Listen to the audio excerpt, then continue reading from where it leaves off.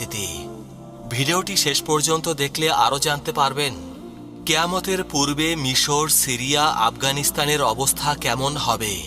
কিয়ামতের আগে শামের যুদ্ধকে হাদিসে মহাযুদ্ধ হিসেবে অভিহিত করা হয়েছে। ওই যুদ্ধ হবে কঠিন এবং ইতিহাসের চূড়ান্ত ফয়সালাকারী যুদ্ধ, যেখানে সত্যের সৈনিকদের সাথে বিশ্বের অন্যান্য শক্তিগুলো মোকাবেলায় অবতীর্ণ হবে। মহাযুদ্ধের যুগে শাম হবে মুসলমানদের দুর্জয় ঘাঁটি। এ ব্যাপারে হজরত মুহাম্মদ সাল্লাল্লাহু আলাইহি সাল্লাম কর্তৃক অনেক ভবিষ্যৎবাণী বর্ণিত হয়েছে। মহাযুদ্ধের যুগে শাম ও এর আশপাশের অঞ্চল, এর ভৌগোলিক, রাজনৈতিক ও আর্থ-সামাজিক অবস্থা সম্পর্কে ওই হাদিসগুলোতে বিস্তর আলোচনা করা হয়েছে।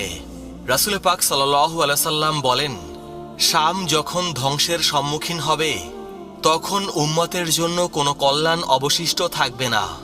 আমার